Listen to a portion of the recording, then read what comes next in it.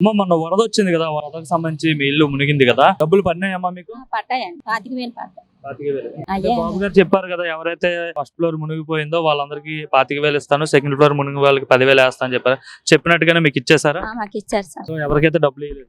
ఏమీ లేదు. ఎలా అనిపిస్తుందమ్మా ఇచ్చిన మాట ప్రకారం చంద్రబాబు నాయుడు గారు వెంటనే 25,000 వేయడం? బాగానే చేస్తున్నారు అనిపిస్తుంది సార్. అంటే ఇప్పటి వరకు కూడా ఎక్కడ కూడా ఇంత ఈ విధంగా అయితే ఇంత ఆర్థిక సాయం అయితే ఎవరు అందించలేదు. 25,000 రూపాయలు ఇంటికి అనేది చాలా ఎక్కువ మొత్తం ఇది. అవునండి, 25,000 బాగానే ఇచ్చారు, బాగానే పట్టించుకున్నారు. వాటర్ గానీ, పాల ప్యాకెట్లు గానీ, బిస్కెట్లు గానీ, ఫుడ్ గానీ బాగానే పట్టించుకొని చేస్తున్నారు అంటే సార్. వరద వచ్చినప్పుడు బాగానే హెల్ప్ చేశారా గవర్నమెంట్ వాళ్ళు వచ్చి? బాగానే చూసుకున్నారు. ట్రాక్టర్ల ద్వారాగా, లారీల ద్వారాగా బాగా పడవలు వేసుకొని వచ్చి బాగానే పట్టించుకున్నారు.